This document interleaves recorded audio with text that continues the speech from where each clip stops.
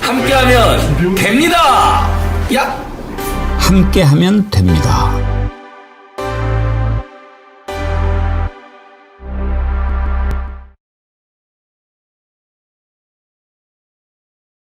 여러분 안녕하십니까? 백운기입니다. 사실상 대선 주자 행세를 하면서 간을 보던 한덕수 총리가 다음 주에 대선 출마를 선언할 것이라고 하는 소식을 들으면서 참으로 씁쓸하고도 언짢은 기분이 듭니다. 한덕수 총리가 대선에 나가려고 하는 이유야 내란 공범으로 법정에 서는 것을 최대한 늦춰보려는 것이겠지만 우리나라의 보수정당이라고 하는 국민의힘이 저 정도밖에 안 되나 하는 씁쓸함입니다. 저 당은 지난 대선 때도 당에서 자란 후보조차 내지 못하고 정치 경험이 1도 없는 윤석열을 데려다가 거기에 빌붙어서 권력을 누렸는데 지금도 그 추억에서 벗어나지 못합니다. 급조된 후보가 가져온 결과가 어떤 것이었습니까? 국민과 나라는 안중에도 없고 오로지 권력만 추구하는 정당이 존재할 가치가 있을까요? 이번 대선이 끝나면 이삿짐센터 하나만으로는 충분하지 않을 것 같습니다. 온 나라의 청소 용역업체를 총동원해서 이 나라에 더 이상 있어야 할 이유가 없는 쓰레기들을 다 정리해야 되겠습니다. 대선은 이제 39일 남았습니다. 생방송 백운기의 정치 1번지 출발합니다. 네, 보리숭어 지금 참 좋은 철입니다. 아까 부산이대희님이 지금이 제일 맛있는 때라고 그렇게 하셨던데 겨울의 산란을 끝내고 보리 이삭 필 지금이 가장 맛있고 거제 통영을 거쳐 가덕도에서도 많이 잡힙니다. 예, 지금이 제일 맛있을 때라고 하니까요. 맛있게 드시길 바라고 아까 말씀드린 것처럼 이렇게 와인에다가 직접 드셔도 좋고 좀 더 잘게 썰어서 참기름 넣고 김가루 넣고 또 초장 넣고 해서 회덮밥 드셔도 아주 좋고요. 그리고 지금 주문하시면 내일 받으실 수 있다고 합니다. 지금 주문하셔가지고 주말에 가족들하고 즐겁게 즐기시면 아주 좋을 것 같은데요. 이게 빨리빨리 이렇게 또 배송이 되니까 참 좋네요. 예, 배송까지 포함해서 29,900원 맛있게 드시기 바랍니다. 네, 여러분 오늘 제 책상 위에 너무나 아름다운 케이크 하나 있지요. 예, 이 무슨 케이크냐면요. 오늘이 백운기의 팬카페 2주년을 맞는 날입니다. 카페지기님께서 이렇게 아주 아름다운 꽃 케이크를 보내주셨는데 감사합니다. 그리고 또 이은주 반장님께서 이렇게 또 떡을 만들어서 보내주셨습니다. 국민앵커 백운기 팬카페 2주년을 진심으로 축하드립니다. 앞으로도 쭉 고향같이 푸근하고 사랑방처럼 정겨운 국백 팬카페로 성장하소서.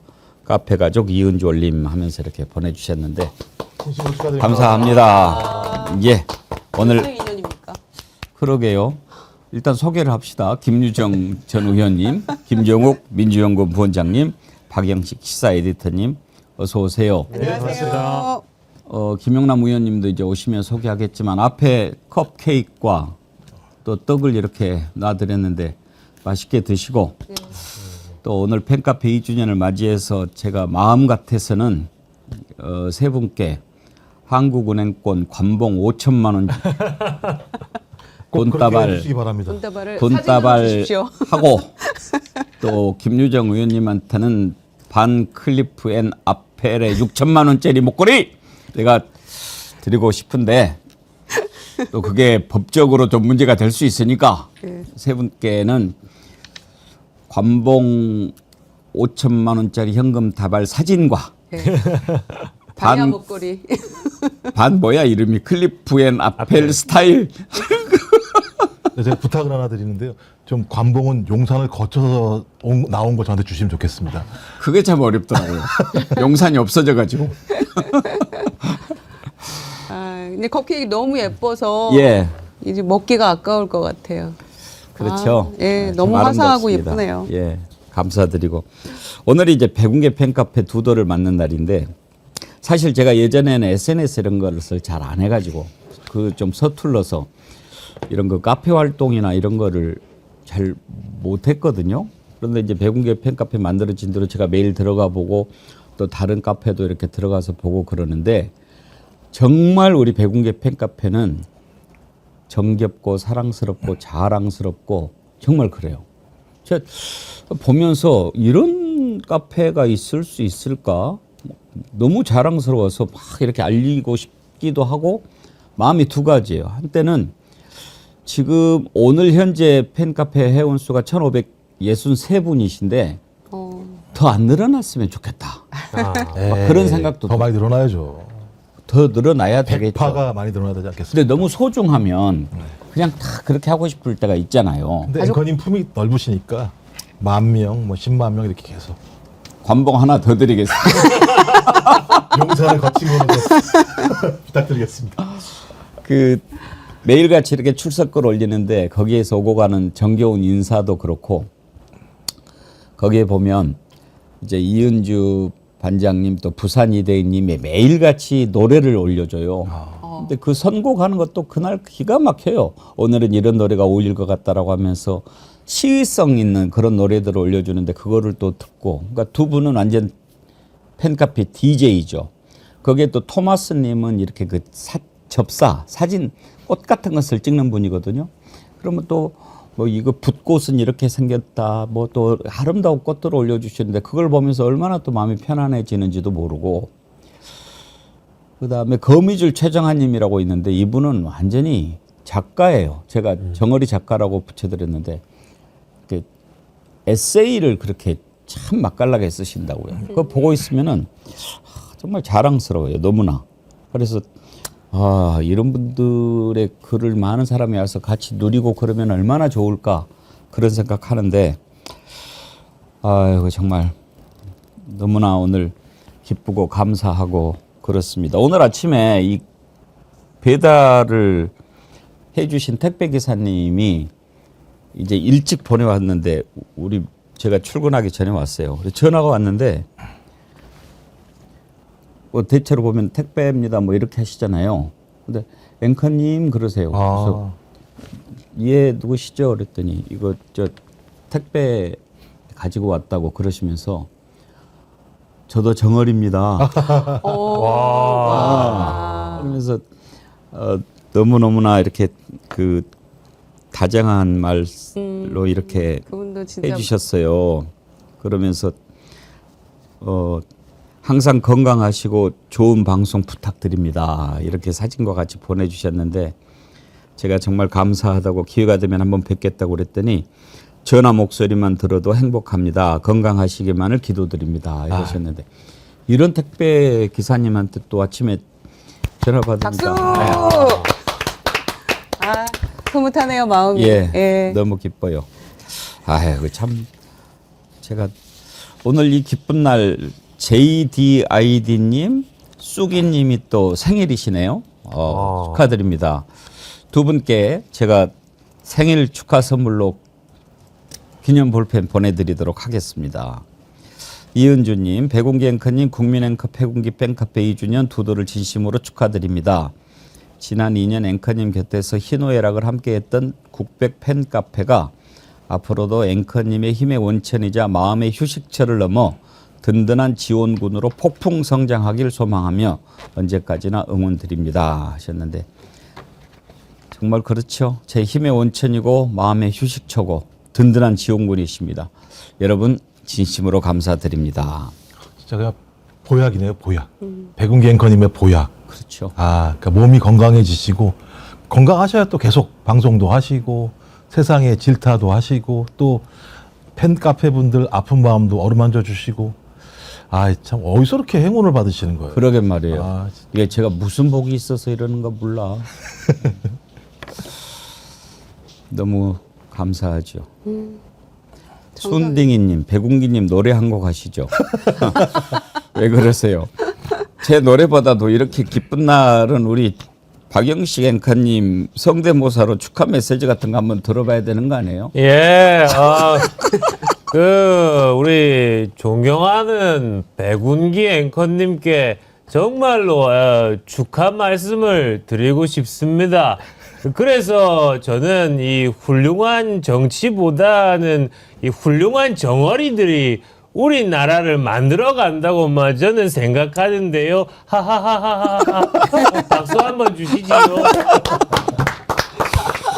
근데 다른 사람 축하 혹시 없어요? 그러니까 찰스 축하는 좀 근데 다른 사람이 나오기에는 대부분 요즘에 다 국민의힘 계열로 예, 연습하고 연습을 있다 보니까. 그걸로 하시다 보니까 예, 그러네요. 예. 그래요. 뭐 조금 마음에 드는 뭐 좀 축하가 하나 있으면 좋긴 한데. 민덕기님, 앵커님 머리숱이 부럽네요. 하하하. 모르셨구나. 이거요. 가발은 아니고 흑채예요. 아이고 그리고 또 우리 메이크업 아티스트님이 아침에 정말 정성스럽게 머리를 이렇게 해주셔서 머리숱이 이렇게 있는 것처럼 보이는데 솔직히 제 아주 소갈머리도 없고 엄청 그래요. 그렇게 봐주세요. 너무 깊이 아시지 마시고. 예. 아 부정시켜 주세요. 네? 부정. 부정? 예. 전화기 소리. 아. 여보세요. 백운기 앵커 팬카페 2주년입니까? 저는 선거를 부정하지만 백운기는 부정하지 않습니다. 아 황교안 황교안 부정 벨소리 그거 가지고 아. 지금 많이 해달라고 그러는 것 같아요. 부정. 부정. 아, 여보세요. 예수님입니까? 예수님 사퇴하십시오. 부정이니까. 예. 예. 아니 나경원 후보 떨어진 것 때문에 부정선거라고 주장하잖아요. 그러게 지금. 말이에요. 이제 교황이 선종하시고 이제 후임 추기경 콘클라베 하는데 우리 유흥식 추기경도 상당히 유력한 후보라고 그러더라고요. 예, 그래서 뭐 아시아 아프리카 지역에서 나올 수도 있다라고 얘기하고 있고, 예. 저는 제가 볼 때는 아시아에서도 한번 나올 때가 되긴 됐는데, 이제 문제는 또 유럽에서 좀 보역 갈등이 붙어 있다고 그러더라고요.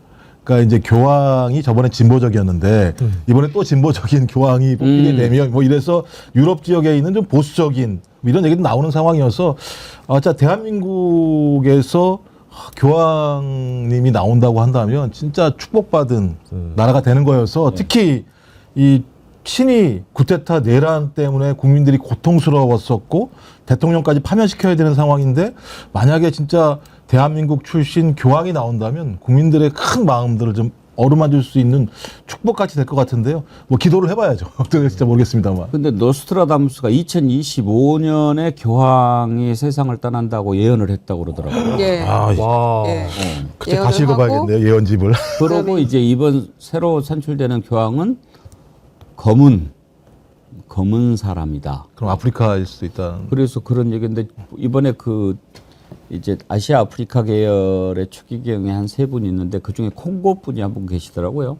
그래서 상당히 또 주목을 받고 있다고 그러는데 이런 큰 일이 있을 때마다 노스트라다무스 예언이 이렇게 등장하는데 보면 참 놀라워요.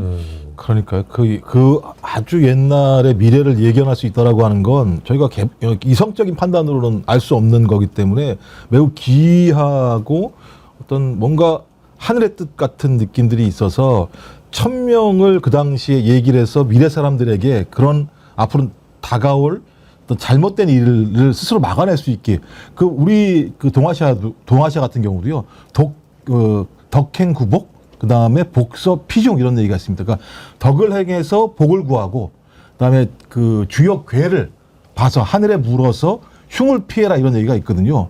근데 노스트라다무스의 그런 얘기 같은 경우는 뭐 좋은 것도 있겠습니다만 미래에 있는 우리 인간들에게 흉이 온다면 그걸 피할 수 있는 좀 길을 만들어줬다는 측면에서 저희들이 옛분들의 말씀들을 좀 소중히 여겨야 되지 않을까 생각을 하게 됩니다. 우리 패널 중에서 상당히 좀 예측을 잘하는 분이 박영식 앵커였어요. 맞습니다. 그래 영스트라다무스인데 아이고 예. 영스트라다무스 보기에 한덕수 나온다? 한덕수는 반드시 나옵니다. 네. 근데 떨어진다? 떨어질 가능성이 매우 높다라고 저도 생각합니다. 국민의힘에서요? 국민의힘이랑 단일화를 하기 전에 예. 저는 독자 출마 가능성이 있는데 대선 완주를 한다고 하더라도 저는 뭐 가능성이 전혀 없다고 저는 보죠. 그러니까 단일화가 된다 안 된다? 저는 단일화는 안 된다고 봅니다. 그래요? 네. 단일화가 안 돼가지고 나오면은 거기는 표가 갈라지는 거 아닙니까? 그렇습니다. 그래서 저는 뭐 차라리 이럴 바에는 대선 후보로 그냥 나와서 국민한테 심판을 받았으면 좋겠고요. 실제로 지금 국민의힘 주자 한 3명 정도가 한덕수와의 단일화 가능성을 열어놓은 상황이잖아요. 뭐 물론 한동훈 후보가 한덕수라고 표현은 안 했어도 모든 사람에게 열려 있다, 연대하겠다는 그런 메시지인데, 그렇다고 하더라도 국민의힘의 단일 후보로 선출이 되면 당무 우선권이라는 그 권한을 가지고 당을 통째로 먹게 되는데, 그 권한을 누군가와 나누겠다? 연대하겠다? 단일화하겠다? 그리고 이 어려운 경선 레이스를 다 거쳤는데 한덕수에게 그 권한을 넘겨주겠다? 저는 그거 쉽지 않다고 봅니다.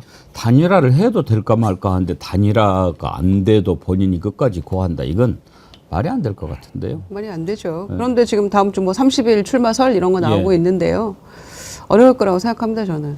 아니, 나오더라도 어려울 거라고 생각하는 이유가, 후보들이 지금 이제 처음에는 김문수 후보만 난 단일화 한다라고 했는데, 이제 4강에 오른 후보들이 그 국민의힘 지지층의 마음을 확인을 했잖아요. 한덕수 나와서 단일화 하길 바란다는 그게 상당히 높으니까 일단은 어떻게 해요? 표를 얻고 보고 올라가고 봐야 다음 단계가 있는 거니까, 다들 너도 나도 이제는 뭐 단일화 한다, 뭐 나중에 함께 할 거다 이런 얘기 하고 있습니다만은, 막상 누가 후보가 딱 되고 나면 저는 단일화 안 할 거라고 생각해요. 하더라도 단일화 뭐 기준, 원칙 이런 거 얘기하면서 옥신각신 하다가 그러고 그냥 후보 등록 5월 10일 날 하게 될 거라고 생각합니다.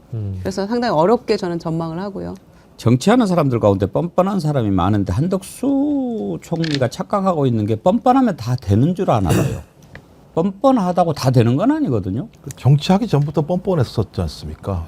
뻔뻔하고 사악하고 흉악하고 음흉하고. 아무 명분이 없기 전 때문에. 그래서 영스트라담스가 옆에서 갑자기 나온다고 얘기하니까 제가 말하기가 좀 애매하긴 한데, 저는 일관되게 못 나올 거라고 얘기를 했는데, 일단 기본적으로 한덕수가 나올 수 있는 가장 큰 근거 중에 하나는 소위 당권 분점 체제가 전제가 돼야 됩니다. 그러니까 적어도 국민의힘에 있는 핵심적인 친윤 의원들이 한덕수란 사람을 내세워서 자기들이 한덕수를 제외하고 당권을 장악할 수 있는 구조가 만들어져야 되는데, 저는 시간이 지나면 지날수록 그런 구조가 만들어지지 않는 상황인 것 같아요. 그래서 아까 말씀하셨듯이 5월 3일 날 국민의힘 대선 후보가 나오게 되면 모든 당무 우선권을 대선 후보가 갖게 되는 상황이기 때문에 전권을 휘두르는 상황이다. 전권을 휘두르는 상황에서 한덕수라고 하는 인물이 무소속으로 단일화를 해서 본인이 될 수 있을 거라고 생각하지 않는다면, 그 상처를 어떤 자기가 받지 않기 위해서 아예 출마를 하지 않을 가능성이 있지 않을까, 저는 생각이 들어서 영스트라담스 앞에서 감히 제가 한덕수는 출마하지 못할 거다라고 하는 말씀을 드립니다. 대부도 하비님, 저희 집 우편함에 예쁜 새가 와서 알을 6개 낳았습니다. 오. 좋은 일이 생길 것 같으네요. 빨리 이재명 대통령 당선되는 날이 오기를 기대합니다. 그러셨는데, 우편함에 새가 알을 이렇게 놓고 하면 얼마나 참 그럴까요? 정말 매우 드문 경이로운 순간이죠. 우편함 그거 잘 보존하셔야 되겠는데. 와. 만삼님, 복만삼. 박영식 앵커님, 정규제 한번 해주세요. 정규제를 했어요? 정규재 고문이 네. 말을 좀 길게 느리면서 그 이재명 대표 칭찬하던 게 있어요. 네, 그거를 보면 이재명 대표가 얼마나 많이 악마화를 당했습니까? 광주 시민들이 이재명 대표를 옹립시키는 거와는 다르게 대구 경북 시민들은 정치를 모르거든요. 뭐 이런 얘기를 했었거든요. 야, 뭐 못하는 게 뭐해? 눈 감고 들으면 정말 헷갈리는데요. 약간 이제 그런 그 어조가 있어가지고요. 네. 이번에도 그러니까 요즘에 공감을 많이 받고 계신데 그런 일침들을 주로 놓죠. 네. 스마트맨님, 저 형 개그맨인가요? 자꾸 그러시면 안 해줍니다.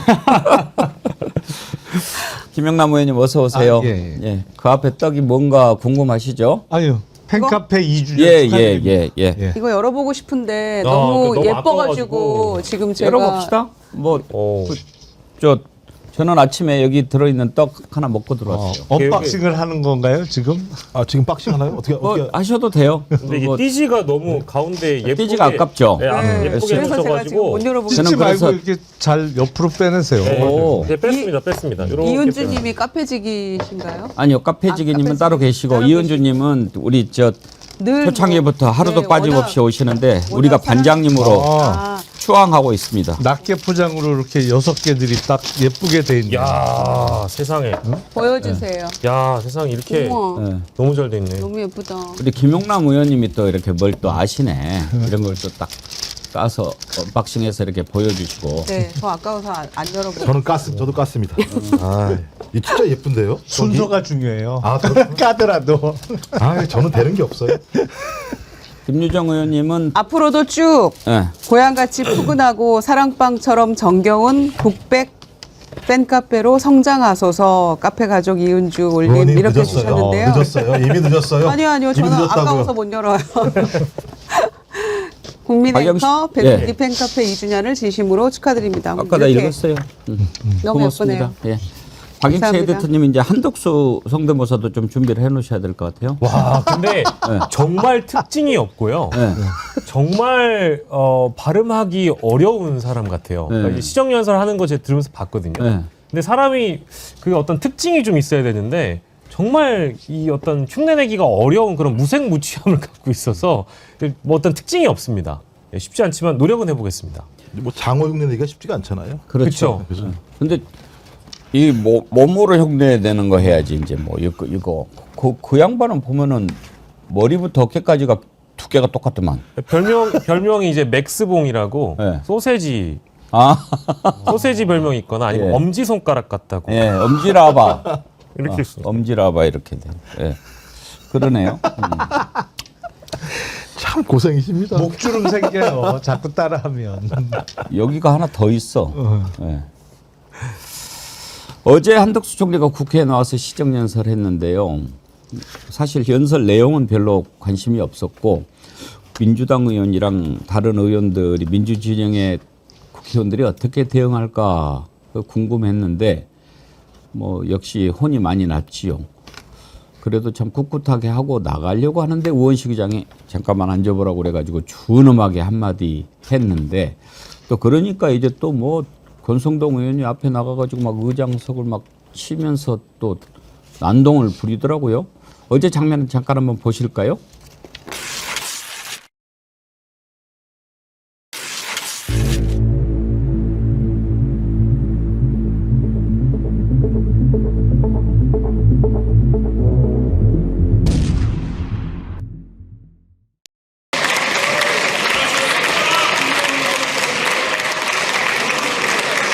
네, 수고하셨습니다. 잠깐 자리에 앉아 계시죠. 국회의장으로서 권한대행께 한 말씀 드리지 않을 수 없습니다. 헌법재판소 판결에서도 이미 확인되었듯이 권한대행께서는 대정부 질문 국회 출석 답변과 상설특검 추천 의뢰 등 해야 할 일과 헌법재판관 지명 등 하지 말아야 할 일을 잘 구별하시기 바랍니다. 국가적으로 매우 엄중한 때입니다. 그렇죠. 해야 할 일, 하지 말아야 할 일, 그걸 구분을 못하는 자가 무슨 뭐 대선에 출마한다고. 김영남 의원님, 다음 주에 출마할 것 같죠? 아니 그동안 보여준 모습은 완전히 출마를 뭐 확정 짓는 발언 뭐 행동 이거였죠. 근데 아무리 계산을 해봐도 객관적인 상황으로는 출마 안 해야 못하는 상황인데 주관적으로는 할 것 같아요. 근데 진짜 젊게 믿고 나오는 거 외에는 아니 오늘도 갤럽 조사가 나왔던데 대선 지지도에서 이재명 후보 38 그리고 한동훈 8 홍준표 7 그리고 한덕수 6 이렇게 나오더라고요. 한덕수 총리가 출마를 하려면 예를 들어서 국힘의 다른 후보들이 이렇게 8% 7% 찍을 때 적어도 한덕수 집어넣었더니 지지율이 30% 정도 나오면 객관적인 상황상 할 수 있다고 봐요. 그렇죠. 근데 이거는 국힘의 다른 주자들보다도 지금 적게 잡혀요. 근데 정치권은요, 항상 신상 우대되는 세계입니다. 그러니까 신상품이 항상 값을 더 높게 받아요. 그리고 데뷔하면서부터 이제 점점 구상품이 돼서 값어치가 떨어지거든요. 아직 데뷔하기 전이라 지금 몸값이 제일 높아야 될 시기임에도 불구하고 6%밖에 안 잡혀요.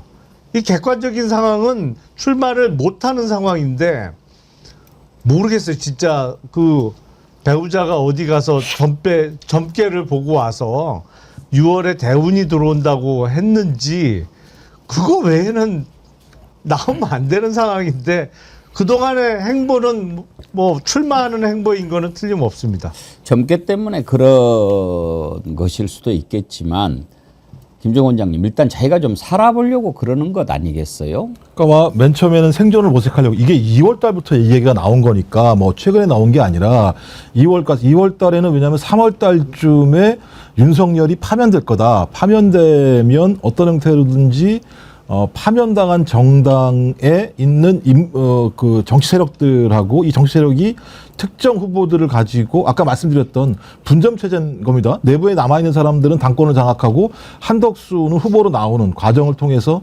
말씀하신 한덕수가 내란 과정에 깊숙이 개입했기 때문에 수사를 받고 거기에 따른 실형으로 가지 않게 하기 위한 하나의 작전이라고 그때부터 생각을 했던 것 같긴 합니다만 상황이 지금 매우 많이 변한 상황입니다. 그 최강욱 전 의원 얘기에 들어오면 옛날 뭐 비사 같은 건데 한덕수 권한대행이 과거에 이회창 지지 모임에 나가려고 그랬다가 갑자기 그 당일날 부인이 어디서 점괘를 받는데 아니다 DJ가 된다고 하더라. 그럼 거기 안 갔다는 거예요. 이런 사실들을 보면 객관적인 상황은 우리 김영남 의원님 말씀처럼 객관적인 상황은 출마를 해서 얻을 게 아무것도 없어요. 오히려 작살나는 상황에 출마하는 순간 내란이 더 낙인 찍히게 되고 국민적인 비판 낙인이 명확한 상황임에도 불구하고 이렇게 계속 상황을 유지한다면 그건 부인이 얘기한 주술적인 점지 외에는 다른 것으로 해석할 수 없는 이런 상황들이 되고 있다. 그리고 세력도 없고 조직도 없고 자금도 제가 볼 때는 쉽지 않은 상황이고 거기다가 지지율도 전혀 어떤 모습을 보이지 않는 상황인데 본인이 계속 나오겠다고 얘기하고 있는 것 자체는 저는 그 전에 이 얘기를 했던 사람들의 세력군이 아직까지 마지막 작업을 하고 있습니다만 한덕수가 최종적인 결행을 할 수 없는 이런 상황으로 지금 가고 있는 게 아닌가 생각이 들어요. 김인자님께서요. 한대행은 신상이 아니고 재고떨이에 불과할 뿐이죠. 재고떨이라고 그러셨고. 꽃다지님.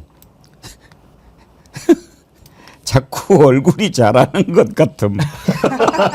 위로 아래로요? 위로 잘한다는 말씀이신가? 아래일 가능성이 높을 것 같은데. 그 사진 혹시 있어요? 엄지에 이렇게 그 엄지 손가락에 엄지 라바라고 요즘에 많이 나오는데. 아이고. 근데요, 김유정 의원님. 네. 이렇게 뭐 적어도 한 나라의 대통령 후보 나온다면 대체로 이제 능력, 실력, 또 매력 이런 게 필요하잖아요. 한덕수한테 매력이 뭐가 있나요? 글쎄요. 어떤 장점이 있어서 그러는지 모르겠어요. 그리고 지난주 MBS 조사에서도 66%가 반대한다, 출마를. 오늘 갤럽도 아까 김 의원님 이제 말씀하신 거는 장내 정치 지도자 선호도 조사였어요. 그 부분은, 그 파트는. 그런데 이제 이재명 후보가 38 나오고 쭉 다 나머지 국민의힘을 다 더해도 10% 이상 격차가 나거든요. 그런데다가 이 오늘 갤럽 조사에서도 출마 반대가 54%입니다. 그리고 1대1로 붙여놔도 별로 국민의힘 지금 4명의 후보들하고 차별화가 안 됩니다. 그러니까 이재명 후보하고 붙였을 때 김문수 35, 안철수 35, 한동훈 36, 홍준표 38, 한덕수 38이에요. 그런데 지금 이렇게 고만고만 그냥 도토리 키재기 하면서 나중에 단일화를 해주겠습니까? 나온다고 하더라도. 그러니까 이제 그런 실질적인 문제도 있고 또 본인이 무슨 명분으로 지금 1분기 마이너스 성장이잖아요, 우리가. 그리고 어제 추경도 완전 찔끔 추경 아닙니까? 그게 이제 산불 재해 그런 거하고 통상 문제 대응하는 비용인데 12조 2천억짜리 대권 노름한다라는 말이 안 나올 수가 없는 거예요. 그리고 민주당에서는 그거 가지고 택도 없다. 그리고 지금 장기적인 내수 경기 침체 때문에 지금 서민들 너무 힘든데 지난번에 말씀드린 것처럼 국세청 그 통계에 따르면은 2023년 기준이니까 월수 100만 원이 안 되는 자영업자가 900만이 넘는 거 아니에요. 그러면 2025년 4월인데 더 많아졌을 거 아닙니까? 그런 상황인데 본인이 무슨 경제통, 뭐 해외통 해가면서 그런 모습 보이고는 있습니다만 그동안 뭐 했냐는 말이에요. 경제관료 출신으로서 무슨 업적이 있어야 되는 거 아닙니까? 최상목 경제부총리하고 둘이 짬짬이로 지금 뭘 어떻게 하고 있는 거예요, 경제를. 그러니까 본인 내세울 수 있는 어떤 명분도 없고 내란 방조 혐의로 즉각적인 수사 대상인 사람이 지금 나와서 대권 행보, 뭐 광주 가고 울산 가고 한미연합사 가고 정말 목불인견 아닙니까? 그런 상황에서 어떤 명분을 가지고 국민들을 설득하면서 내가 대안이다라고 말할 수가 있나요? 그러니까 주변에서 부추기는 세력, 그다음에 그거를 지렛대 삼아서 자기 권력욕에 취한 사람들이 지금 계속 옆에서 부추기고 있다고 생각을 하는데 윤석열 탄핵 심판 관련해 선거기일 하느라고 우리가 예측하느라고 너무 지쳐가지고 이제는 한덕수 출마 여부를 가지고 이걸 지쳐서 못하겠고요.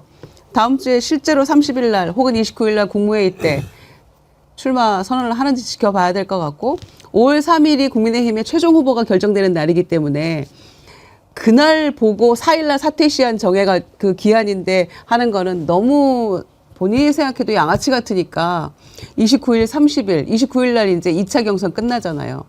그때를 기다려서 한다. 뭐 그렇게 하면 양아치처럼 안 보이나요? 그러니까 뭘 해도 너무나 기회주의적인 모습이 배어있는 사람이 여전히 그런 행보를 보이고 있으니까 정치적 리더로서 모습은 일도 없는 거죠. 근데 박영식 에디터님, 지금 이제 한덕수 후보 얘기가 이제 자꾸 나오는데 당초에 이 이름이 나온 것은 국민의힘 경선에는 안 들어오고 독자 출마해서 단일화한다. 이렇게 해서 이제 이재명과 한번 대항해 보겠다. 이런 계산인데 국민의힘 경선을 통해서 선출이 된 4명의 후보 가운데 4명 가운데 1명이 예를 들어 됐다고 칩시다. 그 사람이 한덕수하고 단일화를 해서 한덕수한테 내주고 싶은 사람이 누가 있을까요? 제가 보기에 김문수 정도면 뭐 당신 하려고 내가 됐다라고 해서 갈 수는 있지만 다른 사람이 그렇게 할 수 있는 사람이 있겠습니까? 저는 김문수조차도 만약에 단일 후보로 이제 선정이 되면 실제 선출이 되면 김문수도 단일화를 하지 않을 가능성이 전 높다고 보고요. 다만 이게 다 국민의힘 내부에서는 다 당권에 지금 집중하고 있는 싸움이기 때문에 지금 현재 국민의힘 주류 세력이라고 부를 수 있는 이걸 범친윤이라고 부른다면 만약에 이 범친윤 의원들이 자신의 미래를 염두를 해두고 대선 후보에게 고개를 숙이고 들어가기 힘든 후보, 가령 예를 들어서 홍준표 후보나 한동훈 후보가 실제 대선 후보가 된다라고 하면 우리의 미래는 누구에게 보장을 받을 수 있는 것이냐. 지방선거에서 본인들 비즈니스도 안 될 뿐더러 미래의 공천은 받을 수 있겠느냐. 이런 지금 걱정이 되지 않겠습니까? 그러니까 이제 박수영 의원 같은 분이 김문수 후보 캠프에 들어가 있지만 한덕수를 자꾸 대망론으로 부추기는 이유가 외부에서 자꾸 어떤 구심력을 만들어서 국민의힘 경선에 영향을 끼침과 동시에 자기의 미래를 위한 장사가 필요하기 때문에 한덕수 대망론을 계속 언급을 하는 것이거든요. 그래서 이건 한덕수로 우리가 조표를 보면 한덕수 후보는 실제 선거를 이기려고 나오는 게 아니고요. 자신이 만약에 민주당 정권으로 넘어가게 된다라고 했을 때 사법 처리의 대상이 될 수 있는 가능성이 너무 높기 때문에 어떤 자신을 지켜줄 수 있는 하나의 방어막이 필요하기 때문에 저는 어떤 후보로 나온다고 하더라도 국민의힘 경선을 통과한 후보가 단일 후보가 나온다고 하더라도 한덕수는 대선 출마를 할 수밖에 없다라고 저는 보고요. 그게 홍준표가 되든 뭐 한동훈이 되든 혹은 김문수가 되면 더 좋을지도 모르겠습니다. 이 후보 결정되는 것과는 번외로 자신이 나와서 세력을 형성해야만 미래의 자신의 안전을 보장받을 수 있다는 그 당위성이 훨씬 더 크기 때문에 나오는 거라고 저는 보고요. 아까 이제 앞에서 말씀해 주신 분들 중에는 여론조사를 한덕수가 전혀 가능성이 없다라고 말씀해 주신 분들이 많이 계신데 오늘 갤럽도 보면 대통령감 인식으로 보면 한덕수가 2등이에요. 이재명 다음으로 지금 꼽히고 있고요. 이미 이번 조사에 나왔던 여러 ARS 조사들은 너무 범보수 진영에서 한덕수의 가능성이 높게 점쳐지고 있는 것도 사실입니다. 이제 그렇기 때문에 국민의힘 경선에서 누가 통과되든지 간에 한덕수 후보는 지금 나올 수밖에 없는 상황이 되었고, 스스로도 나오지 않을 거라면 이런 식으로 시정연설에 와서 사실상의 정치 행보를 하지 않겠죠. 근데 김영남 의원님, 저는 국민의힘의 그런 그 절차라든지 대선 후보를 만들어가는 과정, 지난번에도 그렇게 했는데 이건 정말 이렇게 하면 안 될 것 같아요. 그 어떻게 정당에서 대선 후보를 내는데 계속 한 번도 아니고 이런 식으로 그냥 합니까? 그렇죠. 사실은 지난번 윤석열 후보는 빌려온 후보잖아요. 근데 이번에 한덕수 대망론을 퍼뜨리는 사람도 또 빌려서 선거를 치르자는 얘기를 하는 건데, 그렇게 급조해서 후보 빌려와 갖고 선거는 0.73% 차이로 이겼습니다만 끝이 이렇게 됐잖아요. 근데 또 그렇게 하자는 거죠. 근데 그 사람들은 본인들의 욕심이 있으니까 그렇게 하는 거고, 제가 보기엔 지금 최근에 한동훈, 홍준표 후보가 말이 바뀌었어요. 예. 김문수 후보만 그동안 한덕수 총리가 출마할 경우에 단일화에 대해서 열려있는 태도를 보이다가 이제 홍준표, 한동훈도 다 단일화 가능한 것처럼 얘기를 하기 시작했는데, 그거는 안철수도 오케이 했어요. 안철수 후보도 그랬나요? 예, 아니 그럴 가능성을 뭐 그동안에는 뭐 완전히 저기 했잖아요. 아니 근데 이제 안철수 후보는 안타깝게도 이제 주요 후보라고는 생각이 안 돼서 뭐 그렇게 발언을 유의 있게 보지는 않았습니다만, 근데 그 홍준표, 한동훈 두 사람의 발언 내용이 바뀐 거는 경선에서의 유리한 고지를 점하고자, 아무래도 국민의힘 당원들이나 지지층 입장에서는 단이라든 뭐든 어쨌든 이길 수 있는 방법을 더 열어놔야 되는 후보한테 표를 주겠다고 하는 사람들이 있으니, 마치 이제 본인이 최종 후보가 돼도 단일화를 할 것처럼 말을 하기 시작했죠. 하지만 5월 3일 날 최종 후보가 되면 말이 바뀔 거예요. 뭐 일단 한덕수 후보는 무소속으로 끝까지 완주할 수 있는 능력이 없어요. 일단 선거 비용을 어떻게 감당하겠어요. 그러니까. 그 사람이. 그러니까 칼자루는 국힘 후보가 쥐고 있는 건데 단일화 안 하죠. 제가 그리고 이제 보기에. 하나를 확인했는데, 그러니까 전제에 대한 확인은 필요한 것 같아요. 아까 말씀하셨던 게 뭐냐면, 한덕수 권한대행이 내란으로부터의 자기 범죄 행위를 대선이라는 선거 행위를 통해서 벗어나려고 하는 거다, 이렇게 얘기하는데, 저렇게 벗어날 수가 있나요? 지금 상황에서? 저는 벗어날 수 있는 방법이 없다고 생각하는 거예요. 뭐 제가 볼 땐 지금 한덕수가 나온다고 한덕수가 될 가능성은 거의 없잖아요. 그럼 수사가 진행되지 않을 수 없는 상황으로 갈 수밖에 없는 상황인데, 그러니까 수사는 진행이 되는 거죠. 전 그렇다면 한덕수는 오히려 과거에도 제가 초반에 다 확인했습니다만, 본인은 내란 문제와 관련해서 전혀 소위 범죄 혐의와 관련해서 유죄를 받을 가능성이 없다라고 판단했을 가능성도 분명히 있어요. 초기 한덕수가 그랬거든요. 한덕수 얘기는 이 정도로 합시다. 지금 이제 속보가 들어왔는데 이걸 좀 다뤄야 되겠어. 한덕수는 뭐 사실 나온다고 해도 되겠습니까만 워낙 말도 안 되는 짓을 하니까 우리가 한번 짚어본 건데요. 자, 도이치모터스 주가 조작 재수사를 결정했다, 검찰이. 이게 속보가 들어왔는데요. 서울 고검에서 피항고인 김건희의 자본시장법 위반 항고 사건에 대해 재기 수사를 결정했다. 이렇게 지금 속보가 떴어요. 재수사, 재기수사 어떻게 다른 겁니까, 김영남 의원님?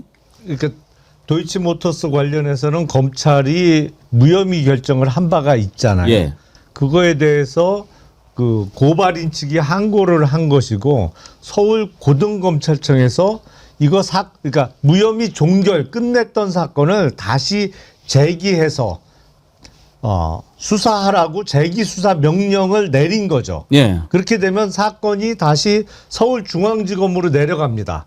주인 검사를 정해서 다시 수사를 해야 되는 거죠. 근데 보통은 재기수사 명령을 내릴 때 그 결정문을 만들어서 내려보내거든요. 그 결정문의 취지를 보면 뭐뭐에 대해서 수사가 미흡했다든지 아니면 증거 판단을 잘못했다라는 게 그 지적이 되어 있기 때문에 그 취지에 맞춰서 수사를 다시 해야 되는 거죠. 그래서 제가 보기엔 도이치모터스 주가 조작 사건이 공소시효가 몇 달 남아 있습니다. 예. 아마 1년이 채 안 되지 않을까 싶어요. 왜냐하면 그 지난번에 공범들에 대해서 최종 확정이 됐잖아요. 그러면 공범들의 재판이 진행되고 있을 때는 공소시효가 진행 안 되지만 그 확정되는 날부터 다시 진행되거든요. 그래서 몇 달인지는 조금 더 확인해 봐야 될 텐데 채 1년이 안 남아 있지 않을까 싶어요. 그래서 그 빠른 시일 내에 다시 서울중앙지검은 뭐 소환 조사를 하던 해야죠. 뭐 해갖고 다시 수사해서 결정을 내는 수밖에 없는 거죠. 근데 이런 거 보면 김유정 의원님 차라리 저는 그 검찰이 지검에서 무혐의로 이렇게 뭐 끝내버린 거 있잖아요. 네. 더 잘 됐다 싶어요. 왜냐하면 손준성 같은 경우에는 고발 사주 네. 대법원까지 가가지고 무죄 확정돼 버렸잖아요. 그러면 나중에 그거 해도 손준성은 그걸로는 처벌을 못 하지 않습니까? 물론 이제 윤석열이 완전히 핵심이니까 그거 하면 되겠지만 무기징역 받는 놈 몇 년 더 올라가 봐야 별 의미도 없고 이제 실체적 진실은 밝혀야죠. 그런데 이거 그나마 이제 고검이 지금의 상급 기관이니까 지난번에도 영장 계속해서 김성훈 거 막 그렇게 반려시키니까 네. 결국은 이제 고검에서 그거 다시 해라 이렇게 된 거 아닙니까? 이것도 지금 고검에서 이거는 다시 지금 수사를 해라 이렇게 했는데 명품백은 또 한국 기각을 했어요. 그러니까 그것도 좀 이해는 안 되죠. 예. 그것도 굉장히 중요한 이슈였고 그거에 대해서 해명도 제대로 안 돼 있고 그 명품백이 지금 어디 있는지도 모르잖아요.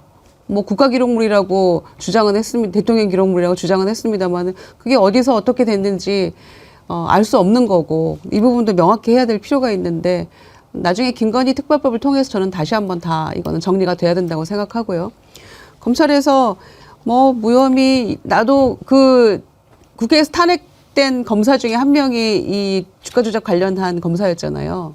그런데 뭐 울면서 얘기한 부분이 있잖아요. 뭐 이럴 줄 알았으면 나도 뭐 미루고 싶었지만 그냥 불가피하게 무혐의 내린 거다. 나도 미루고 싶었다. 내가 책임지고 싶지 않았다. 막 이런 얘기 했었는데 그렇게 무책임하게 무혐의 내리더니 이제 검찰이 다시 이렇게 하는 것은 이제 정권이 바뀔 거라는 생각을 하는 거고 그다음에 민주당에서 김건희 특별법, 내란, 명태균 특검법이죠. 그거 다시 한번 재발이 또 이제 하거든요. 그러니까 어차피 그건 통과가 되는 거니까 검찰이 이 부분에 대해서도 상당한 부담을 안고 이거 재수하겠다라고 얘기하고 있는 거죠. 근데 모든 수사가 지금 김건희 앞에서 멈춰 있는데 갑자기 이렇게 발표하는 검찰의 꿍꿍이도 궁금하고요. 명태균 관련한 수사도 그렇고 전부 다 멈춰 있어요. 그리고 삼부토건 주가 조작도 검찰 고발하는데 김건희, 이종호 빠졌잖아요. 그러니까 그런 것들도 여전히 이제 민간인 신분인데도 여전히 너무 봐주고 있다는 생각이 들기 때문에 이제 40일 앞두고 갑자기 이거 재수사하겠다는 것도 이것도 못 믿어온 일입니다, 저는. 그래도 김정은 원장님 윤석열이 파면이 됐으니까 지금 이렇게 시효 끝나기 전에 하는 거지. 윤석열 파면 안 되고 이 정권 윤석열 정권이 5년 그대로 갔으면 이거 시효 딱 끝나고 끝나버리는 거 아닙니까? 그렇죠. 아무 일도 없었다가 되는 상황인 가능성이 높은데 지금 검찰이 하고 있는 게 도이치모터스 재수사뿐만 아니라 이 공천 문제와 관련해서 좀 확장이 되고 있는 상황이고요. 공천 개입, 그 윤건희의 공천 개입 문제, 그 다음에 건진법사에 대한 수사 이 내용들을 보게 되면 전방위적으로 윤건희를 지금 압박하는 형태. 그러니까 검찰이 여러 가지 자기들이 지금까지 안 해왔던 수사의 내용들을 흘림으로써 윤건희를 압박하는데 그럼 검찰이 왜 압박을 할까? 근데 뭐 전형적으로 따지고 보면 검찰의 생존 전략이라고 얘기할 수도 있을 수 있겠습니다만 또 다른 면으로 보면 검찰이 지금 국민의힘 경선에 개입하고 있는가라고 하는 의구심도 갖게 되는 측면이 꽤 있는 겁니다. 왜냐하면 국민의힘 경선 과정에서 가장 중요한 행위 요인 중에 하나가 윤건희일 가능성이 꽤 높았었거든요.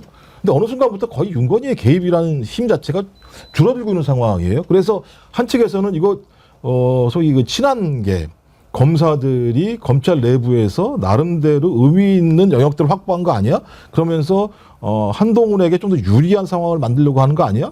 그렇게 하기 위해서는 윤건희가 국민의힘 경선에 개입하지 못하도록 막아내기 위해서는 이런 다양한 사건들을 얘기해서 경고를 줘야 되는 거 아니야? 그러니까 이게 무슨 검찰이 수사를 잘해가지고 나 잘못했습니다. 그 전까지는 이제 새롭게 하겠습니다. 이런 게 아니라 오히려 자기들을 살려줄 수 있는 기존의 세력으로서 윤건이에서 다른 세력으로 갈아타기 위한 하나의 내부적인 전술적인 수사 방침이 아닌가라는 생각이 들어서 매우 의심스러운 상황이 들고요. 그래서 이렇게 했다고 해서 저는 실체가 밝혀질 건가? 저는 그렇지는 않을 거라는 생각이 많이 들어요.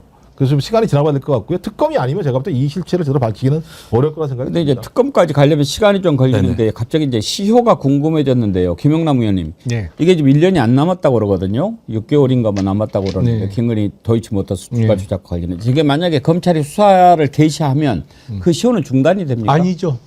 그거는 중단 안 되죠. 그 수사 진행 중일 때는 계속 시효는 하루하루 그 진행되는 겁니다. 그럼 그 안에 무조건 짧아지죠. 끝내야 되네요. 그렇죠. 예. 그럼 특검까지 갈 시간이 없는 거 아닙니까? 아슬아슬 하겠는데요. 예. 특검이 지금 민주당이 보니까 6월에 그 처리하기로 했더라고요.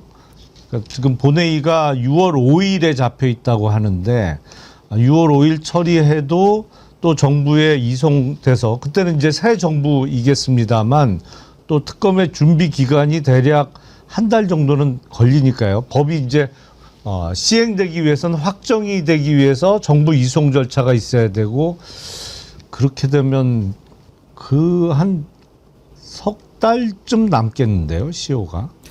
그러니까 재수사를 해도 이게 제대로 밝혀질 수 있을까 이제 궁금하고 특검을 해야 되지만 그래도 그나마 이제 재수사 결정한 거 이거는 다행이라고 봐야죠, 박영식 대통령. 뭐 늦었지만 다행이라고 봐야 되긴 하겠습니다만 이거는 너무 많이 늦었고 우리가 그런 말도 합니다.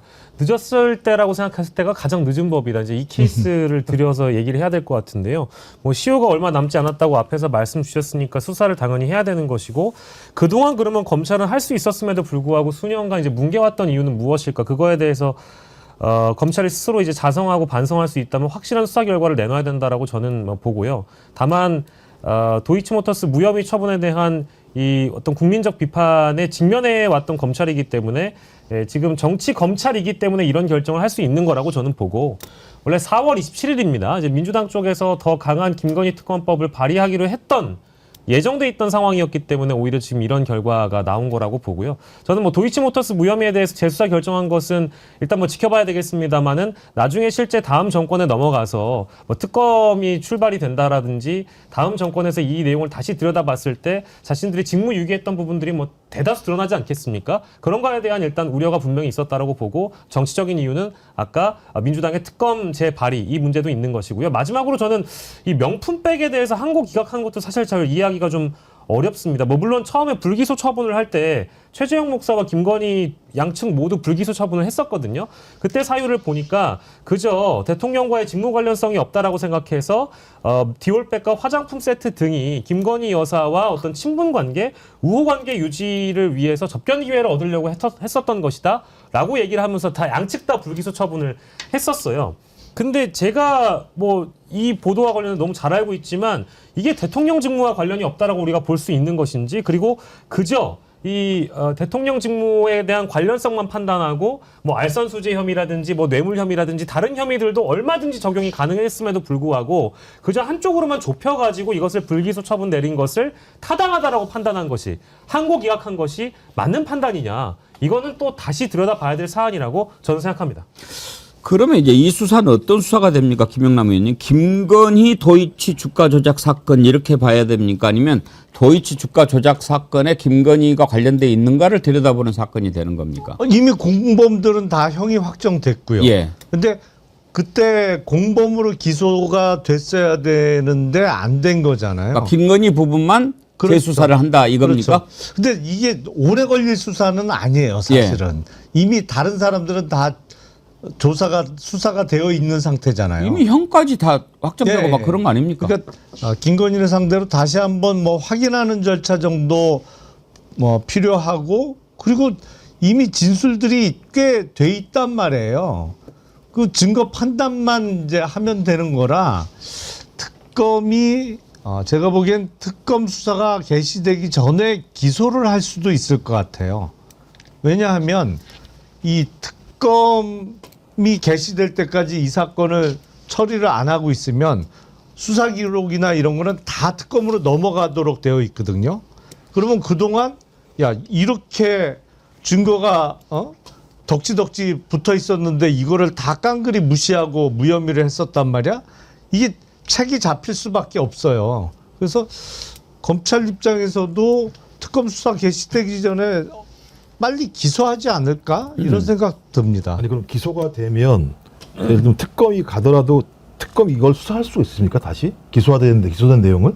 동일한 내용으로 뭐 수사는 못 하고요. 다만 이제 특검법을 어떻게 만드느냐에 따라서 공소 유지 역할을 특검이 할 수는 있겠죠.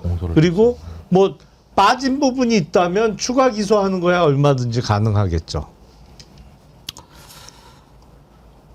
이것은 이제 사실 시작에 불과하지요. 지금 뭐 나오고 있는 게 한두 가지가 아니지 않습니까? 명태균 것도 그렇고 건진 것도 그렇고 이 검찰이 이제는 슬슬 이제 발동을 건다고 그럴까요? 일단 김건희를 포털안에 세우는 거 그것이 제일 우선돼야 뭘 좀 하는구나 그러지 않겠어요? 아니, 스스로 본인이 대통령이라고 알고 있는 사람을 가장 먼저 세우는 게 제일 중요한 거 아니겠어요? 근데 검찰 너무 봐줬잖아요.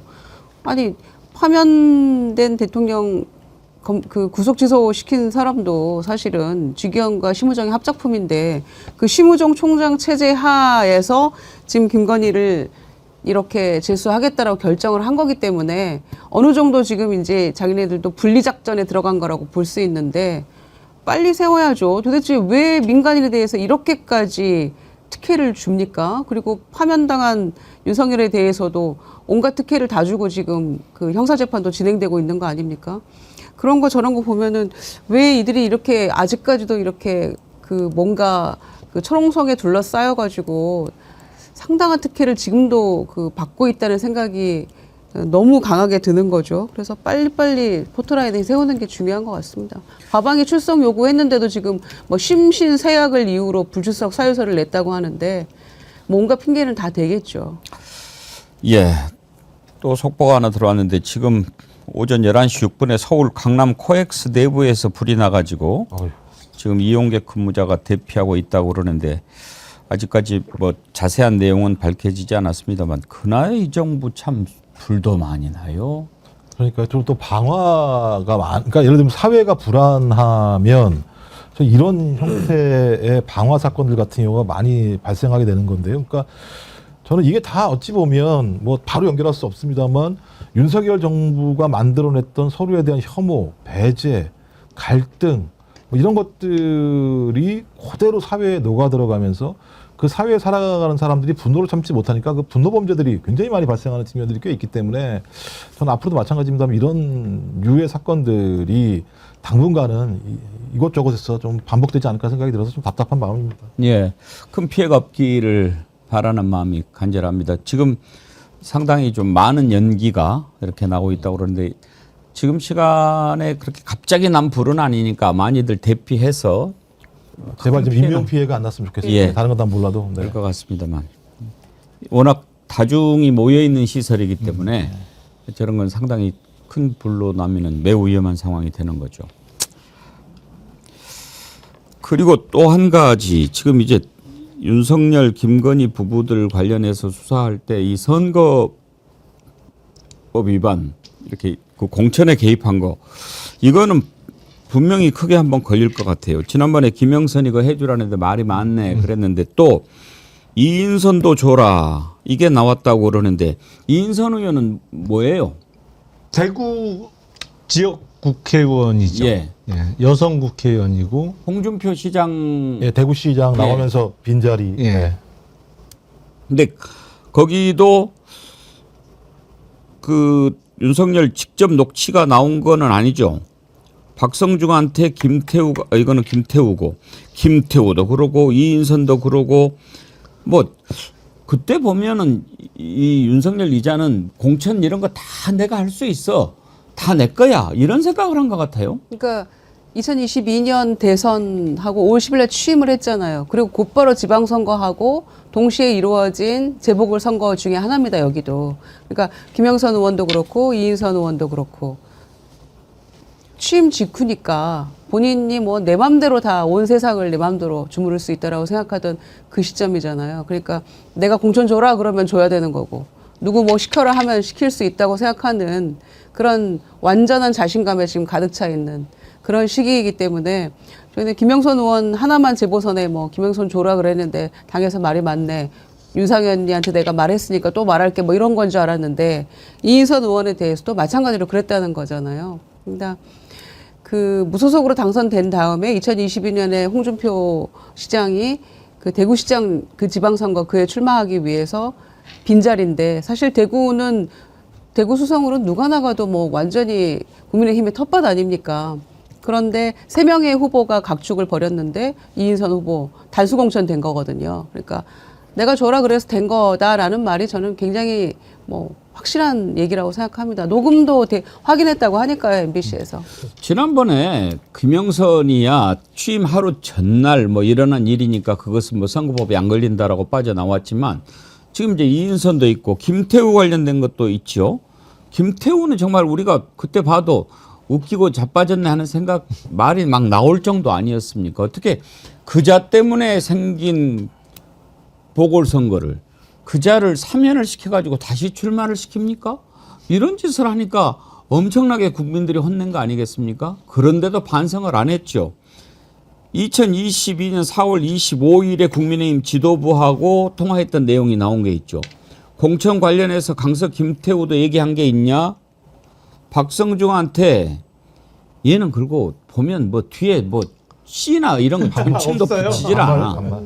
김태우가 그래도 경쟁력이 있으면 한번 좀 살펴보라고 했는데 그랬더니 기존의 당협위원장들이 반대하고 있습니다. 원칙이 좀 애매해집니다. 그러니까 당협위원장들은 나가서 2번, 3번 떨어진 사람들은 지명도가 있으니까 지지율이 높겠지만 또 내보내면 민주당 입에다 갖다 바치는 거 아니냐. 그런 건 안 하도록 좀 해봐라. 이런 거예요. 그러니까 박영식 앵커님. 네. 지 딴에는 지가 장치를 무지하게 잘하는 거로 생각하는 거예요. 그러니까 저 때는 뭐 아주 황제였었죠. 자기 말 한마디면 자기가 원하는 사람 다 꽂아놓고 국민의힘에서 내부적으로 반발이 있을 것 같고 실제 그 바닥을 오랜 기간 다져왔던 사람이 있든 말든지 간에 윤석열 한마디라고 하면 무조건 어떤 후보든지 간에 다 꽂아넣을 수 있는 어마어마한 권력을 구가하던 시기였습니다. 근데 JTBC로 확인된 김태호 관련된 방금 우리 앵커님께 소개해 주신 저 녹취라든지 MBC에서 아까 말씀하신 이인선 의원과 관련된 녹취라든지 다 어쨌든 양대 언론사가 녹취를 확인했다라고 하니까요. 이 녹취 내용은 아마 윤석열의 육성이 담겨있는 이 녹취의 내용이 조만간 나올 가능성이 저는 뭐 매우 높다라고 보고 재밌는 게 있어요. 그 특히 이인선 의원에 대한 보도를 보면 거기에 경쟁했던 후보가 유영하, 이인선 그리고 김재원으로 나와요. 근데 MBC 보도도 이 이인선 의원에 대한 보도를 하면서 과거에 명태균이 김영선에 대한 그 공천에 매달렸던 부분에 대한 그 언급을 하거든요. 명태균이 과거에 김재원 전 의원과 갈등을 빚었던 적이 있습니다. 명태균 게이트가 터지고 나서 김재원 의원이 계속 라디오에서 명태균에 대한 비판을 하니까 까불지 말라는 식으로 명태균이 경고를 하면서 뭐라고 올리냐면 당신 대구 수성을 왜 떨어졌는지 모르잖아 라는 식으로 명태균이 지적하거든요. 그러니까 이것도 어찌 보면 확실한 연결고리는 안 나왔지만 이인선을 대구 수성으로 앉혀주는 그 과정에 혹시나 명태균의 입김이 개입했을 가능성이 충분히 있다라는 것을 내포한 기사이기 때문에 그것도 잘 봐야 될 것 같아요. 이 주식 시장에서 그런 게 있어요. 초보자의 행운이 있거든요. 예. 그러니까 난생 처음 주식을 샀어요. 근데 이게 2배가 됐어. 그러면 그 주식 초보자는 어떻게 생각하냐면 내가 주식 천재야. 내가 분석하는 게 맞아. 예. 그리고 나서 그냥 다 올인하는 겁니다. 윤석열의 경우가 딱 그거예요. 난생 처음 치러본 선거잖아요. 다른 선거 치러본 적이 없죠. 그렇죠. 근데 그 첫 선거에서 대통령에 당선이 됐어요. 그러니까 난 정치 천재인 거야. 선거에 있어서는 대한민국에서 나를 따라올 사람이 없어. 내가 처음 나가서 남들은 막 몇십 년씩 고생하고 뭐 2번, 3번 하다가 대부분 안 됐는데 나는 첫 선거에 그냥 덜컥 당선이 되고 대통령이 됐잖아요. 모든 선거는 자기가 생각하는 대로 움직인다고 판단을 하는 거예요. 그러니까 누가 봐도 진짜 택도 없는데 그 사람 때문에 생긴 보궐에 그 사람 사면 복권 시켜서 다시 출마시키고 그냥 아무나 꽂아도 되고 만약에 자기가 꽂은 사람이 떨어지면 이거는 잘못된 거야. 뭐가 잘못된 거냐? 부정선거야 이거는. 내가 틀렸을 리가 없는 거야. 그렇죠. 이렇게 되는 거예요. 틀릴 리가 없으니까. 예. 그러면은 부정인 거고. 예. 예. 저 얼마나 웃긴 자냐면 윤석열이 말씀하신 것처럼 강서구청장 자기가 만들어가지고 자기가 발등 찍은 거잖아요. 그때부터 지지율 더 추락하기 네. 시작한 거고 추락하니까 어떻게 했느냐? 또 한동훈을 비대위원장을 시켜가지고 총선을 맡긴 거잖아요. 한동훈하고 갈등 때문에 또 엄청나게 예를 들면 내부에서 북적북적대면서 그러니까 실제로 국민의힘을 완전히 망가뜨린 사람은 누구냐? 윤석열이에요. 윤석열이 자기 스스로 자기 딴에는 자기가 최고의 정치 선거 전문가라고 생각해서 자기 발등 계속 2번 찍어놓고도 아픈 줄을 몰라요. 자기 발등 찍으면 아픈 줄 알고 반성을 해야 되는데 반성할 줄도 몰라요. 그리고 자기 새끼 보내놓고 한동훈하고 또 싸우고. 저는 이런 걸 보면서 말씀하신 궁정 국가라고 생각하는 것 같다. 검찰총장식 국정 운영을 한 것 같다. 내가 말하면 다 듣는 거지. 어디서 말이 많아. 무슨 선거를 내. 무슨 경선을 해. 말도 안 되는 소리 하고 있어. 이런 판단들을 내가 말하면 다 들어야지. 그걸 안 들으면 니네들이 내 부하야? 라고 하는 사고방식들이 이 윤석열 정부 3년 내내 존재했었기 때문에 누구도 가난한 사람이 없는 거예요. 그냥 직진만 했던 거죠. 국민들도 생각하지 않았고. 그러니까 그 판에서 얼마나 이런 것들을 노렸던 사람들이 물 만나는 듯이 이익을 얻기 위해서 이것저것 다 했겠습니까? 그러니까 저는 자기 스스로 한 짓에 자기가 지금 예를 들면 당하고 있는 거예요. 그러니 감옥 가서 뭐 평생을 살건 이렇게 할 수밖에 없는 상황이 좀 올 거라고 보는 거예요. 근데 뭐 결국 본인이 한 말대로 됐잖아요. 국민의힘에 입당하기 전에 그 지지자하고 한 통화 녹취가 공개가 됐을 때 뭐 당 뭐 이러면 그냥 뽀개버리고 막 이렇게 얘기했잖아요. 그냥 국민의힘 뽀개버린 겁니다. 들어가서. 큰일 하신 거죠. 예. 국민의힘을 뽀개니까 김용남 의원님 같은 분도 나오시고. 덕분에 나왔습니다. 그러니까요. 같이 침몰할 뻔하셨는데. 이제 이자들의 말로는 우리가 익히 이제 예상할 수 있습니다. 하여튼 이제 요즘 대선을 손꼽아 기다리는 분들이 왜 대선을 손꼽아서 기다립니까? 그런 것들이 하나하나 단죄되는 것을 좀 지켜보고 싶어서 그런 것 아니겠습니까? 이제 시작이지요. 좀 이제 좀 정신들 참 차리고 검찰 저는 아까 검찰이 김건희 도이치 주가 조작 재수사 결정했다는데 그거 할 거면은 또 정신 똑바로 차리고 다 해야지 왜 그건 또 명품백은 기각했는지 전 그것도 또 이해가 안 돼요. 아름다움님 최은순 요양병원 비리 이야기도 꼭 다뤄주세요. 너무너무 충격적인 짓거리를 했다고 합니다. 이것도 요즘에 많이 나오던데 요양병원 비리는 다루고 있는 데가 좀 많이 있죠. 우리가 정확한 내용을 한번 좀 파악을 해야 될 텐데. 이게 아마 이제 요양원 보도고요. 예. 이게 얼마 전에 장인수 기자하고 제가 서울에서 우리 저널리스트 채널에서 했던 보도입니다. 근데 어쨌든 남양주에 있는 온 요양원이 김건희의 일가, 그러니까 김건희의 아들과 이제 최은순의 아들과 최은순 씨가 이제 운영을 하는 곳이어서 거기에서 있는 여러 이제 의혹들을 다룬 보도이거든요. 근데 요양원의 운영이 심각하다. 그 심각한 것이 단순히 거기에 계신 어르신들이 먹고 있고 자고의 문제가 아니라 노인 학대 의혹까지 제기를 했고 실제 방치를 해놓고 있다가 돌아가시는 경우들까지 함께 지금 보도를 했거든요. 근데 그럼에도 불구하고 다수 이제 언론들이 이제 이 내용을 공유를 해주질 않아서 많이 뻗어나가고 있지는 못한 상황인데 많은 분들께서 관심을 좀 가주셨으면 좋겠고 실제로 노인 요양 급여를 만약에 국가에서 보조해주는 비용이 있다라고 한다면 요양원에서 병원에 입원을 해주는 그 날수에 따라서 요양원이 지급받을 비용들이 빠져나간다라는 겁니다. 그러니까 이제 돈 몇 푼 때문에 사람의 목숨이 왔다 갔다 하게 만드는 그런 상황까지 방치된 요양원의 비리 실태를 고발한 내용이니까요. 많이들 봐주셨으면 좋겠습니다. 근데 보면은 윤석열 일가는 참 범죄 조직 같아요. 그러니까 돈을 위해서라면 네. 모든 범죄 행위도 할 수 있다라고 하는 게 제가 볼 때는 최은순, 그러니까 김건희 엄마부터 시작돼 왔던 오랜 집안의 돈 버는 방식이었던 것 같아요. 그러니까 돈을 벌기 위해서라면 무엇인지 갖고 와서 예를 들면 검찰 권력이라도 갖고 와서 죄 없는 사람을 죄 있게 만들어서 그 사람을 감옥으로 보내고 그 나머지 재산을 내가 갈취하고 또 갈취된 재산을 가지고 말씀하신 것처럼 요양원 같은 거 만들어서 정부가 다 보조를 해주는 거니까 그걸 통해서 돈을 얻는 거 아니겠습니까? 그걸 만들어 놓고 그 안에서도 최대한 또 갈취를 하려고 하는 행위가 반복적으로 벌어지는. 그러니까 저런 사람들 주로 뭐라 그러냐면 그 요양원 제가 그 실태를 보니까 차마 눈 뜨고 못 보겠더라고요. 사람이라면 할 수 없는 짓이에요. 사이코패스는 할 수 있는 짓들이에요. 따지고 보면. 그 숟가락도 제대로 씻지 않았고, 그다음에 거기에서 그 일이 보도가 되고 난 다음에 거기에 부모님들 모셨던 가족들이 가서 보고 난 다음에 피눈물이 났다고 얘기할 정도의 상황입니다.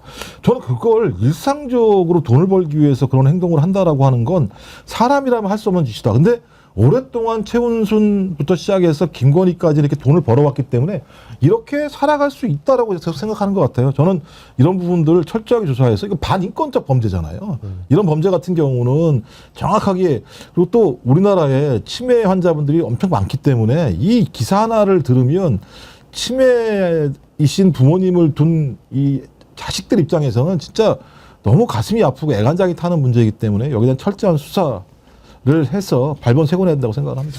이게 좀 더 막 이렇게 알려지고 사회적으로 공론화가 되고 그래야 될 필요가 있는데 이제 그런 문제가 좀 있는 것 같아요. 제가 언론 쪽에서 이렇게 접근해 보면 레거시 미디어라고 하는 것들이 잘 안 다뤄요. 이런 내용들을. 그런데 이제 지금 봉지욱 기자가 지금 취재하고 있나요? 장인수, 이명수 기자가 취재. 장인수, 이명수 그분들 한번 불러봐야 되겠네. 이런 데서 이렇게 이제 취재를 해가지고 이런 사실을 밝히잖아요. 그러면 아무래도 레거시 미디어에 비해서 이 채널들은 좀 영향력이 약하니까 공론화가 잘 안 되죠. 그러면 그런 것을 이제 사실 명품백 받은 것도 뭐 KBS가 했습니까? 안 했잖아요. 그런데 그걸 막 애써 무시하고 막 그렇게 하는데 저는 참 바보 같다. 이 뉴스의 가치를 어디에서 나왔냐가 중요한 게 아니고 그 뉴스가 어떤 밸류가 있느냐를 봐야 되는데 그걸 애써 무시하잖아요. 그럼 나중에 자기들이 죽는 거예요. 너네들은 중요한 뉴스에 대해서 관심이 없구나. 인식이 없구나. 그럼 너희들 안 봐. 아니 수요자가 보지 않는 그 뉴스 생산 공장이 무슨 의미가 있습니까? 아무리 나이키 아니라 뭐 애플 아니라 갤럭시라도 안 사면 그건 망하는 거죠. 자기 스스로 무덤을 파는 거란 말이에요. 그런데 모든 국민들이 관심을 갖고 있는데도 그걸 애써서 무시하고 봐주고 이러면 결국은 스스로 망하는 거예요. 봅시다 이것도. 저는 그래서 오늘 제가 그 말씀 드렸잖아요. 이게 이제 새 정부가 들어서면 다 짐 빼고 뭐 빠지고 그래야 되는데 이삿짐 센터만 가지고는 안 될 것 같아요. 청소, 용역업체, 온 용역업체 다 털어가지고 다 청소해야 됩니다. 청소. 대청소. 국가 대개조운동 해야죠. 청소해야 될 사람 명단 고르는 일만 해도 아마 몇 박 며칠 걸을 것 같아요. 또 박선영 진실화해위원장 국회에서 떠든 것 보니까 참 이것도 참 왕코미디던데 어째 이런 사람들이 있는지 몰라. 박선영, 이진숙, 정광훈도 또 뭐 기자회견하는데 그 정광훈은 출마 자격도 없잖아요. 그런데 출마하는데 다 이렇게 처음에 막 너스레를 떨더라고요. 뭐 끝장 뭐 토론 같이 모든 질문 제한 없이 다 받겠습니다. 뭐 그러니까 질문하세요. 그랬는데 또 너는 안 받아. 메이저 없어요. 메이저 이러는데. 아휴. 자, 박선영 진실화해위원장 국회에서 퇴장 명령 당했는데 퇴장을 안 하고 버티더라고요. 이거를 한번 다뤄볼 텐데. 자, 어제 국회에서 박선영 진실화해위원장인데요. 참, 여기도 염치가 없어요.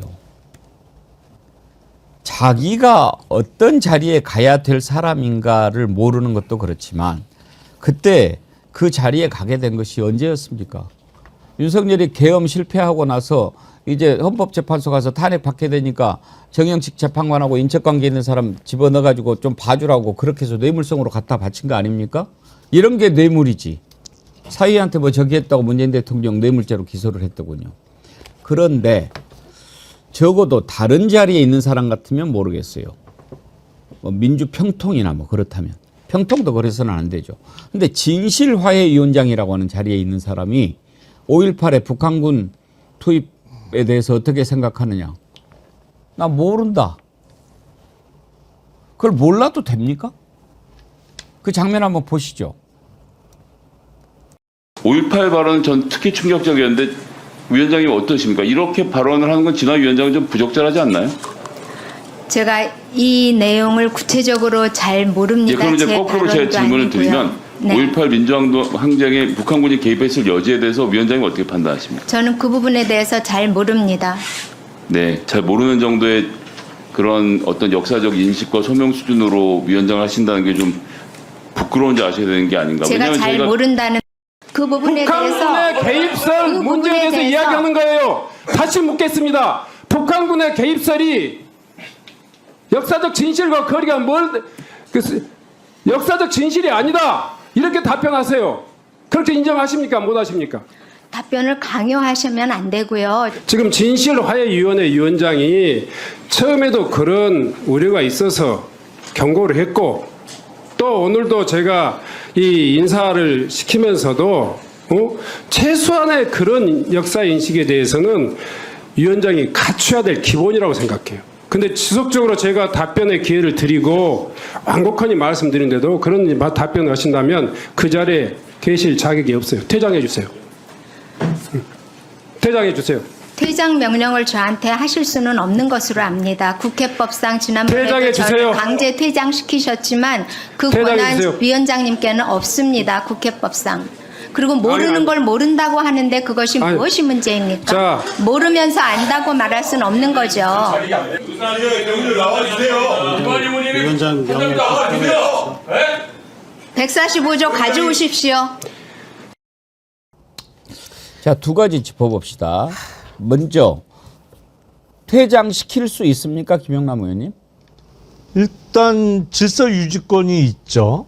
그 위원장에게는 그 본회의장에는 의장이 이제 질서 유지권이 있는 거고 저기는 상임위 자리니까 그 상임위원회가 열리는 회의장의 질서 유지권은 위원장이 갖고 있는 거죠. 그러니까 질서 유지권의 그 발동으로 퇴장을 명한 건데 저렇게 나오는 경우는 거의 처음 보는 것 그러니까 같은데요. 그 퇴장을 시킬 수 있느냐 없느냐를 떠나서 아니 김유정 의원님 네. 다른 자리도 아니고 전실화해위원장이라고 하는 자가 이미 역사적으로 다 정리가 끝난 5.18 북한군 개입설에 대해서 나는 모릅니다. 계속 그렇게 할 수 있나요? 할 수 없습니다.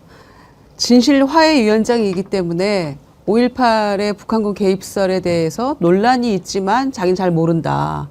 거기에 대해서 그렇게 말하는 거는 모르는 걸 모른다고 얘기하는데 뭐가 문제야 라는 거는 그 자리에 있을 자격이 없는 거예요. 왜냐? 진실화해위원장이기 때문에. 이미 5.18 진상규명조사위원회에서 명확하게 이 부분은 북한군 개입설은 허위임이 국가적으로 밝혀진 팩트입니다. 그 진실을 모르고 어떻게 진실화해위원장을 한다는 얘기입니까?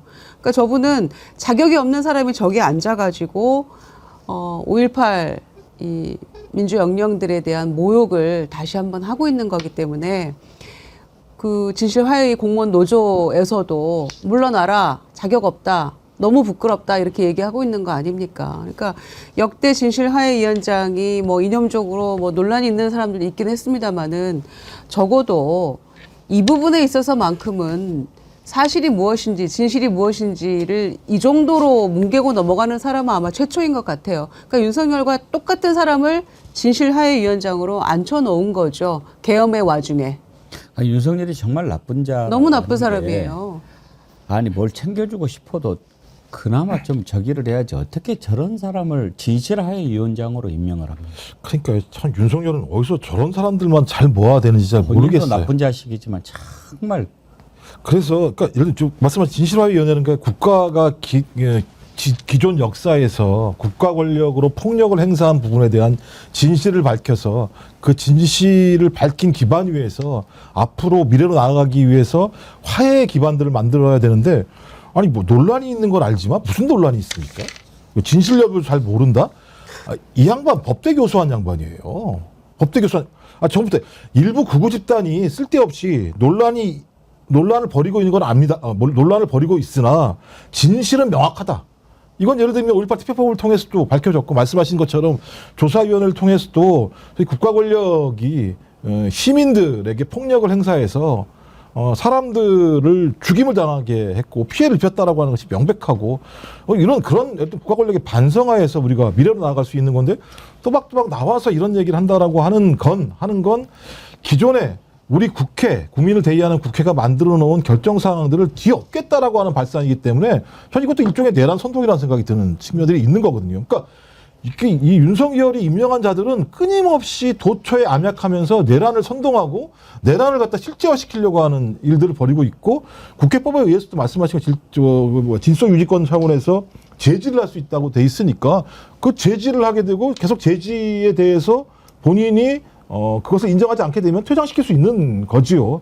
저는 저런 모습 자체가 윤석열 사단들이 보여주고 있는 일반적인 모습이기 때문에 어쩌면 저런 자들이 이제 저런 공간을 통해서 암약하고 있다가 위로 튀어 올라온 거 아니겠습니까? 전 그렇다면 이후라도 특별법을 만들어서 저런 사람들에 대해서 청소뿐만 아니라 저는 방역까지 해야 한다라고 생각을 합니다. 박영숙 에디터님, 제가 보기에 저자는 5.18이 뭔가를 모르는 것 같은데요. 그러니까요. 그러니까 5.18을 제대로 알고 있다라고 한다면 저런 대답이 나올 수가 없는 것이고요. 이분의 이력을 살펴보면은 모를 수가 없는 인간입니다. 그러니까 MBC 기자 출신을 했었고 국회의원도 제가 알기로는 재선까지 했던 걸로 알고 있고 그리고 하나 더 얘기하자면 최근에는 서울시 교육감 후보로도 나왔던 사람이에요. 교육감 후보입니다, 심지어. 교육감 후보로 나왔던 사람이 가장 어찌 보면은 우리 역사에 남을 만한 그 거대한 족적 중에 5.18에 대해서 이해도가 이 정도밖에 안 된다라고 한다면 저는 뭐 당장 그만둬도 이상하지 않다고 보는데 재밌다라기에는 좀 불쾌한 거는 이런 장면이 전혀 이상하지 않다라는 겁니다. 왜냐하면 이진숙 방통위원장을 통해서 윤석열이 임명한 인사들 중에는 방송의 중립성이나 공정성을 모르는 사람이 방통위원장을 하죠. 노동 인권에 대해서 모르는 김문수 같은 사람이 노동부 장관을 하고 있는 그런 나라였잖아요. 그러다 보니까 저런 인사의 모습이 전혀 신기하지 않게 받아들여진다라는 것이 너무 씁쓸하고 슬프고요. 다만 저게 내란범들과 내란 세력의 알박기 인사라고 우리가 그 측면에서 본다고 하면 정권이 바뀐 이후에도 국회 상임위에서 수많은 알박기 인사들이 저런 식으로 국민들을 두쪽낼 가능성이 너무 높다라는 겁니다. 지금도 보면 뭐 여러 상임위에서 그런 것들을 경고하고 있습니다만은 산하기관에 있는 산하기관장들이 대거 알박기가 되고 있고 국가기관의 국가기관장들은 심지어 지금까지도 알박기가 되어가고 있는 그런 상황이라고 한다면 끝난 문제가 아니라 앞으로도 계속될 문제여서 너무 씁쓸한 대목입니다. 정말 이렇게 꼽자고 보면은 한이 없는 것 같아요. 한이 없어요, 이 정권에. 왜 한결같이 이런 사람들만 어떻게 하면 그렇게 되죠?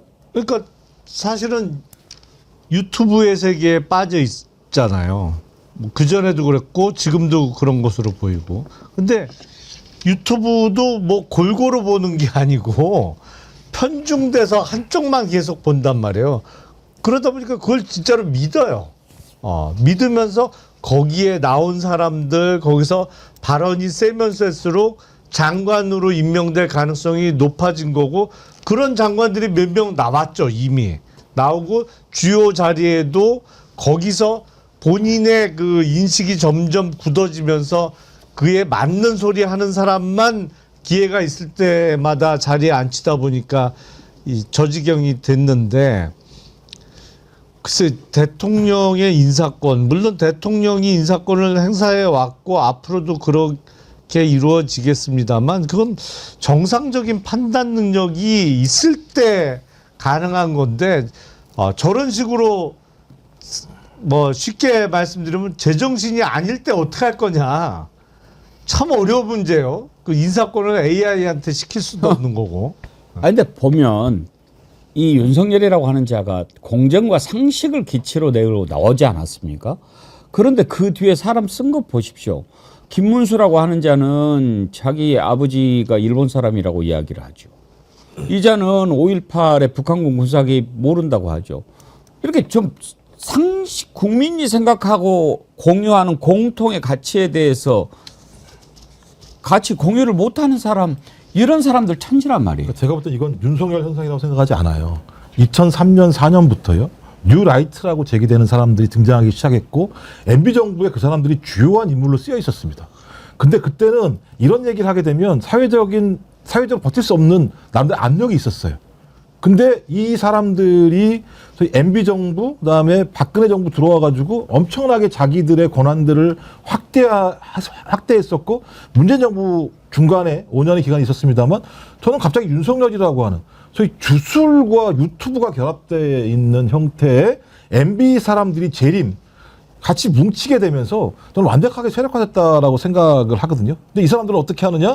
그냥 자기들의 생각을 펼치는 게 아니라 자기들의 생각들을 실제 현실에다가 박아넣으려고 하는 일들을 아주 쉼없이 해왔던 측면들이 꽤 있습니다. 좀 그래서 이제 새로운 정부가 6월 3일 이후에는 등장하게 될 건데 6월 3일 이후의 정부는 단지 내란의 문제만 완전 진압하는 문제뿐만 아니라 2003, 4년도부터 우리 헌법적 가치에 의해서 반독재 민주화 투쟁을 통해서 87년 헌법들을 만들어 왔던 이런 가치들을 무너뜨리려고 했던 2003년, 2004년부터 준동하기 시작했던 뉴라이트 계열의 말도 안 되는 반역사적, 반정치적 행위를 했던 사람들에 대해서도 저는 사회적인 압력을 통해서 이런 사람들마저도 어떤 형태로든지 정화될 수 있는 작업들에 대한 준비를 하지 않는다면 전 또 MB3가 전 재림할 거라고 봐요. 그 이후에.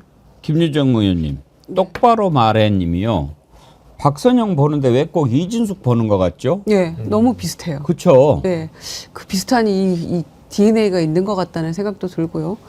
이 박선영 18대 의원 같이 했는데 자유선진당 대변인을 했어요. 그랬어요. 그러니까 이제 초선으로 했었는데 그때만 해도 이 정도로 심각하지는 않았거든요. 이 정도로. 증세가? 네. 근데 와, 몇 년 사이에 이렇게 사람이 이게 본질이었나 싶기도 하고 또 남편 대법관 되려고 하는 시점에서는 또 좀 조용히 하고 있기도 했었거든요.